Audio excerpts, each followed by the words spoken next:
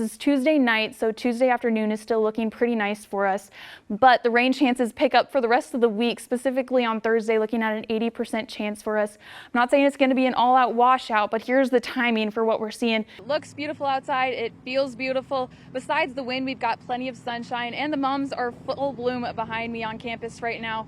However, tonight we are looking at some cooler temperatures dipping down into the upper 30s. Traffic is starting to pick up bit by bit, but otherwise looking pretty clear, and drive time shouldn't be affected too much by weather conditions right now. I've got the green light on for you today because we are going to be pretty dry. There's a few flurries across the region. We'll look at that on satellite and radar in just a sec, but cold temperatures are pretty much the story. Here in the valley, well, Grand Forks is at 8, Cavalier sitting at 3 degrees air temperature. That first week of classes is almost looking to be chilly for this time of year in Oklahoma, with temperatures almost 15 degrees below normal. Monday, we start with our greatest chance for rain, seeing almost an inch or two possible in the Norman area, and that could be even more for some of those locally heavier showers, especially pushing to the north in Oklahoma City. And then we move to Tuesday, where we could be tying a record low high temperature for the day, only reaching into the mid and almost lower 70s for highs. The rain sticks around, and Thursday and Friday there's a greater chance for some actual thunderstorms. And then into the weekend, still some rain chances for that first OU football game, so make sure you stick with OU Nightly for all your weather updates throughout the rest of this semester. But the biggest threat right now is this flash flood warning, not expected to expire until about 12:15 in the morning, but we do have a flood watch in place until Thursday morning, so still tracking a lot of rainfall with this system as it moves through. Some lines of storms developing, and that puts in place a severe thunderstorm watch for some of our North Dakota counties, and we're seeing that until 11 o'clock tonight, where those storms are expected to be the strongest. Cold this morning, -14 January 14th, so it could be a pretty similar story here in January 14th of 2025, but we'll get a look at all of that after this quick break. Today, we've got a heat advisory in place from now basically until 9 o'clock for those hottest hours of the day. All these counties in orange could see some heat indices close to 100 degrees today, so it's going to be a hot one to prepare for, but the storm risk is also what we're looking at. It's going to be cloudy tonight, and we're going to stay dry until tomorrow morning. Around 5-6 a.m. is when the ice shows up. That's the first thing that's going to hit us here in Norman. So if you have any errands you need to take care of, do so tonight, because tomorrow is going to be pretty busy. We may see some more ice continuing and get a little break towards the afternoon in that lunchtime hour, but the snow comes in behind it. It is beautiful out here at the Mont. There are plenty of people enjoying the warm weather and sunshine with some drinks and some early dinner.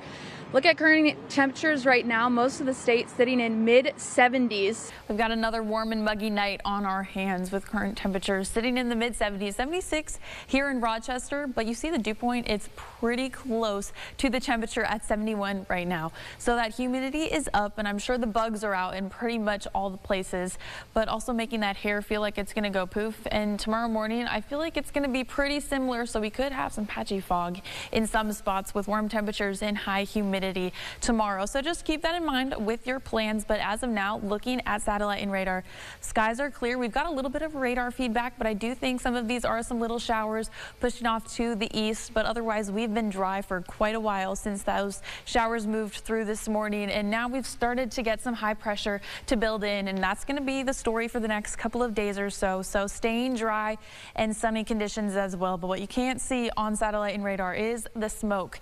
Lots of it coming from the Canadian wildfires today and tomorrow, and it's made those skies pretty hazy, and Monday it's going to start to impact our air quality index. So keep that in mind if you're outside tomorrow, because this is the near surface smoke, not just the air that, or the smoke that you see in the upper atmosphere. It's going to affect all of us at the surface. So we could get a little bit of a break on Tuesday, but Monday is going to be a little bit more of a kicker for us, and making air quality more so in that moderate part of the index. And we could see some unhealthier spots in some areas as that thicker plume of smoke rolls through. So just keep that in mind. But for your otherwise plans tomorrow morning as you're waking up, if you got to get a run done or you want to make sure the dog goes out for the walk, I would definitely recommend the morning, because it's going to be cooler before we get into the upper 80s.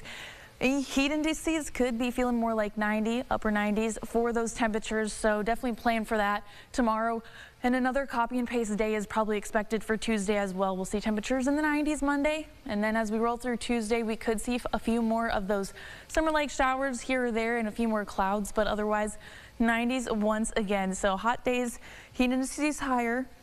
So keep that in mind. And Wednesday, similar story, but we do get a weak cold front moving through Tuesday night. So our highs on Wednesday are only going to be getting to the mid 80s for us. And overnight, we could get a little bit more relief. But again, the good news on the back half of all of that is some cooler weather. Another cold front with a little bit more of an impact is going to be coming through the latter half of next week. So keep that in mind as we end July and we kickstart August. It's going to be a lot more different. 85 to 77 for highs.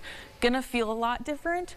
I'm going to say maybe you're going to bring out a sweatshirt possibly. Ooh. Because, you know, that's a big temperature difference. And, you know, overnight lows getting down into the 50s.